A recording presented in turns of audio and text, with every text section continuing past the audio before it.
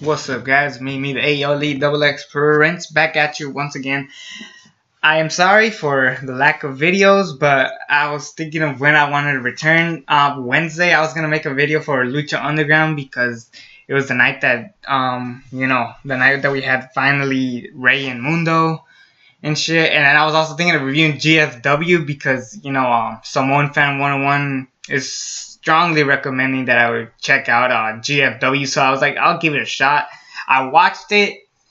I'll get you my full thoughts, but I don't know. For some reason, I was just lacking a time phrase of when to do this video, particularly since I already started college. Yes, now that I started college, it's gonna get a lot harder for me to make any videos whatsoever. I will make videos. Don't get me wrong. I'm not leaving or anything, but I'm just saying that's gonna be a problem if that's the case. So just letting you guys know that I'm not gonna give up on you guys and shit. So right now, all this is gonna be like a big old catch up, like basically what has happened all week as far as wrestling news or any news whatsoever, and also the big incident that happened last night. Floyd Money Mayweather versus Conor McGregor. The biggest dream fight of shit talkers that you could ever think of. Conor McGregor versus Floyd Money Mayweather. This fight was weird. It started off not that bad. It actually was a pretty entertaining fight. And then by like halfway it just got tiresome. Just the same shit like usual. And Mayweather actually beats Conor McGregor. I did not expect that. I actually expected freaking Conor McGregor to win. Thanks a lot, motherfucker. Now I lost $5 because of your bitch ass. So yeah, Mayweather is still undefeated, I guess. So I guess that's the case. I really wanted this to like continue. I really wanted McGregor to win just to see, because I really don't like Mayweather. I don't like McGregor either, but at least I can take him slightly serious, honestly. But what do you know? So it's what you get. So it's a fight. It's not fake or scripted or whatever you want to call it. But it is entertainment nonetheless. And it was actually not that bad of a fight. I actually would go back and watch it. Not maybe the full thing, but like it actually was a lot of fun of a fight to watch. So kudos for them to actually pull off a good fight. Next thing I want to talk about as far as catching up goes, apparently Baron Corbin has been getting a lot of shit backstage, and John Cena said don't push this guy because he's not ready. And usually when John Cena calls out someone backstage that, oh, this person's not ready and shit, usually people are like going like, oh, fuck John Cena. And I'm thinking about it. John Cena is actually right for once. I think that Baron Corbin isn't a WWE champion material.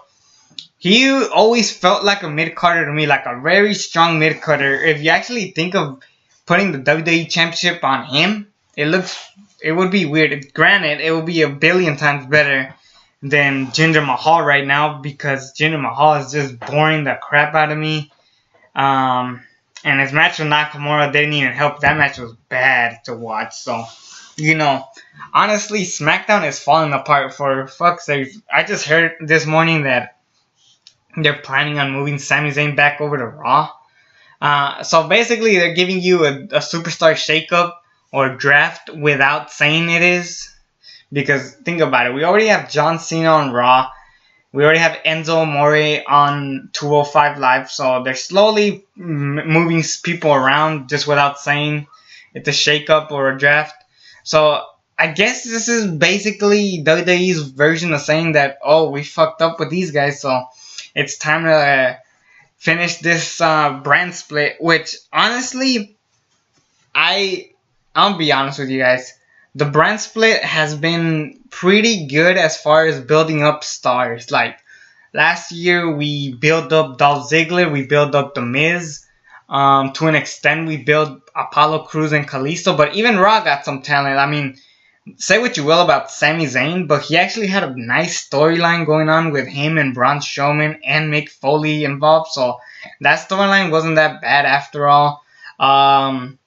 Kevin Owens, without the help of Jericho, he probably wouldn't have been as big as he was today. AJ Styles, I mean, I'm curious to see what would happen if the brand split never happened and what would happen to AJ Styles. I guarantee he probably wouldn't have been the WWE champion. That's a fact. But yeah, I'm just thinking, like, what could have happened if the brand split never happened? But if it is time to get rid of it, I think I don't know, it's maybe too soon. Maybe, like, hold off one more year or two and just call it out. Because, honestly, they've been fucking up ever since they got rid of Ryan Ward as the head director of SmackDown. Road Dogg ain't helping. He's just burning the ratings down. And, honestly, fuck, Vince McMahon needs to get out of there.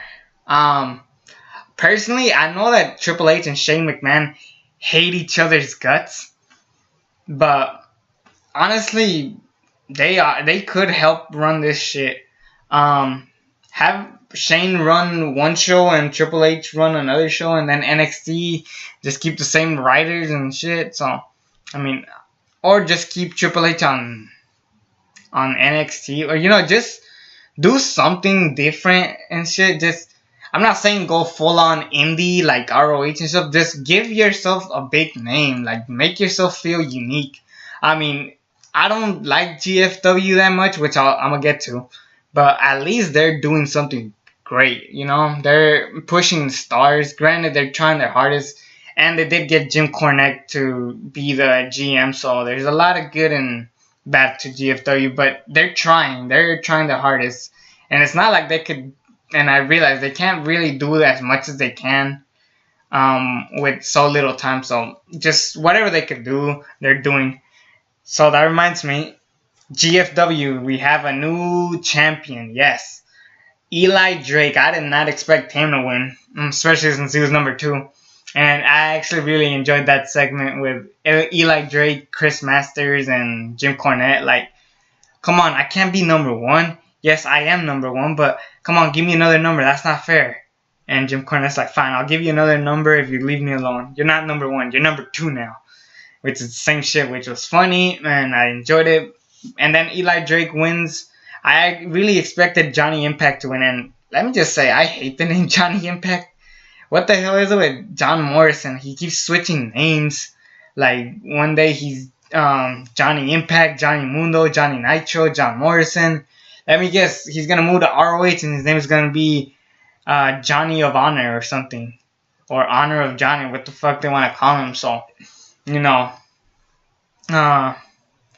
or on New Japan Pro, what's going to be called the freaking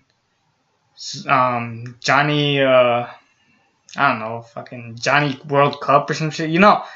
I don't know, just stick to one name. I get this whole copyright shit, but it's just really stupid what they're doing. I was just like, just fucking end it. So, Eli Drake wins, fine.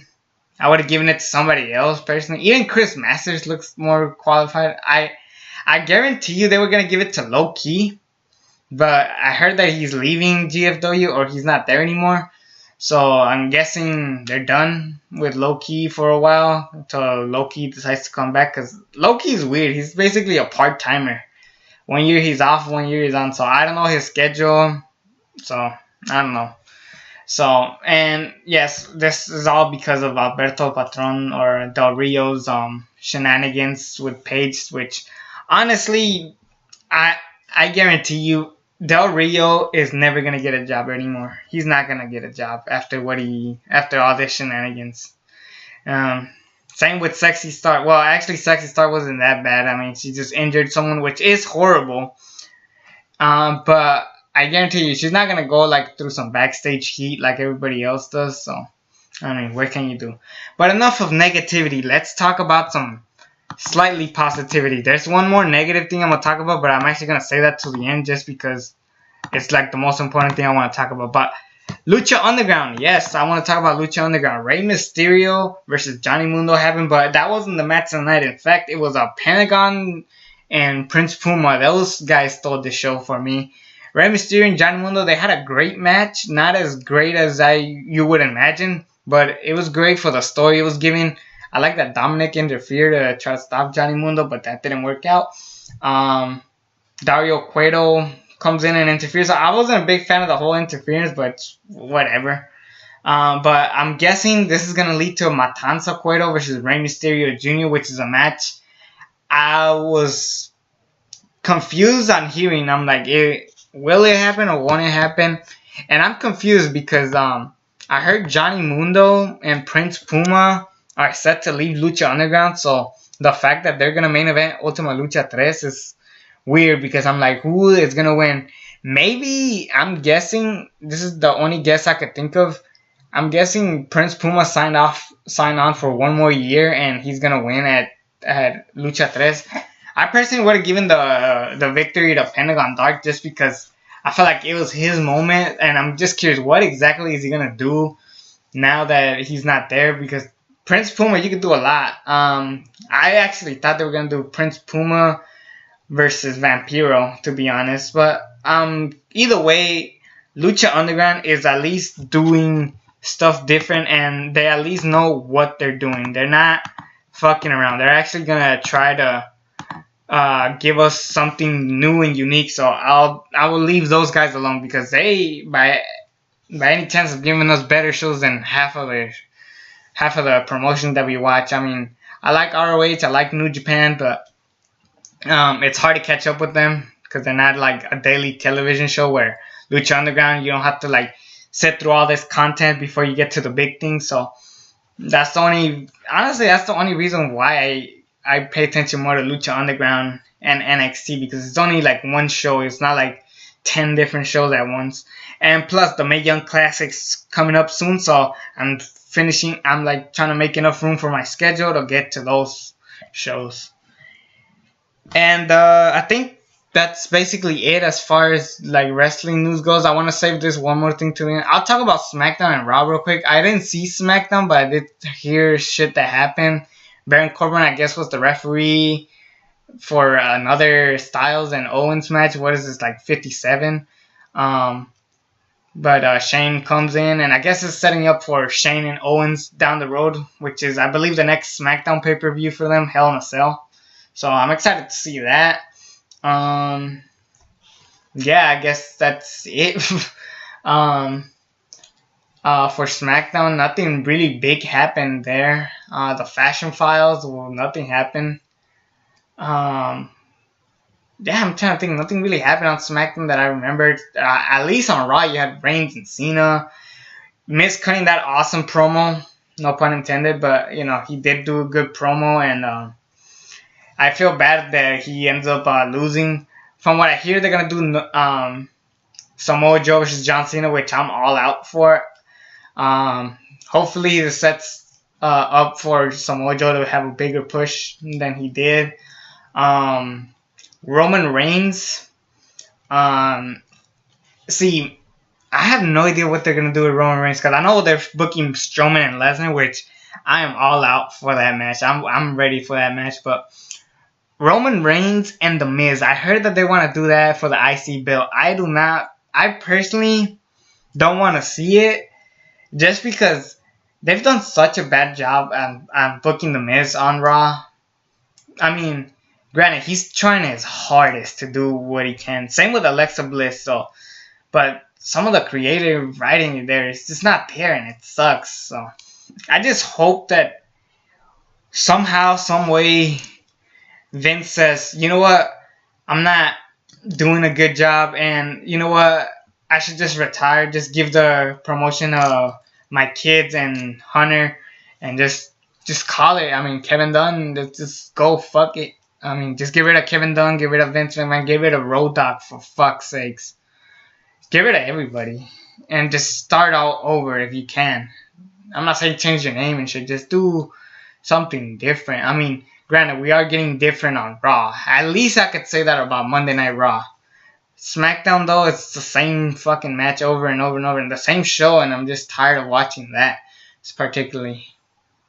But now let's talk about the big news this week. Asuka vacates the WWE NXT Women's Championship. I am so fucking disappointed, but it happens. It's injuries that happen. I was hoping, because she was going to be out for 8 weeks, but I guess it's going to be longer than that. Because in 8 weeks, I believe the next NXT TakeOver special is next, so we could have saved it for then. It was that versus the Mae Young Classic winner, but from what I hear, I think they're going to do the Mae Young Classic winner be the NXT Women's Champion, which I'm personally not digging that at first. But honestly, why else bring these women to the roster? So you could do that. From honestly, the only good thing I gotta say about this is Ember Moon now being a dominant heel. I'm pretty sure they're gonna turn Ember Moon heel after this. It just makes sense. How she couldn't pin Asuka, but she made her vacate the belt because she couldn't take it anymore. Maybe they could play something off like that. Maybe they're going to do a Mae Young Classic winner versus Ember Moon for the Women's Championship. So I'm all out for that. Maybe, I'm curious to see what they do. But NXT, they lost one of the biggest talents for 2 years straight. The only good thing I got to say about this, and fuck, Asuka is still undefeated. That's the only positive thing I could give you. She beat Goldberg's record. She beat the New Day's record. She got injured. She had to vacate the title, but she keeps the streak. Now, WWE, if Asuka somehow, some way gets completely ruined, I'm not saying like, oh, she loses she loses the first night she's there or something shit like that. Because, I mean, if you don't have big plans for Asuka, then I'm done.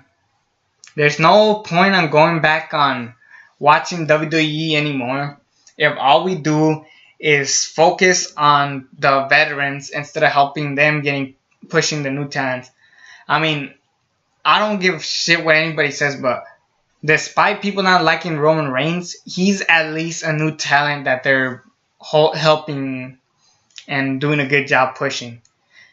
As far as that goes, I think I'm done. If Asuka's not being booked properly, if she gets screwed over, if they don't play off a story, if they don't have big plans going forward with her, then just what's the point of watching it? Because what's gonna change if when the Authors of Pain get moved up, or Sanity, or Drew McIntyre, Adam Cole, the Red Dragon. What are they gonna do when they come back? I mean, they already fucked up the Hardy Boys just because they're not broken or woken or whatever the fuck.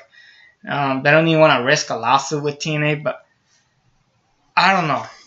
Asuka, I mean, Asuka will always be one of the best in NXT history. Honestly, she even did a better job than half of the NXT champions themselves. So I gotta give a lot of props to Asuka. She did a phenomenal job as that champion, and it just sucks that she had to vacate it, but that's life for you guys. So thank you, Asuka, for your hard work, giving us some great matches with Ember Moon, Bayley, Nikki Cross, Ruby Riott, and many others. So thank you, Asuka.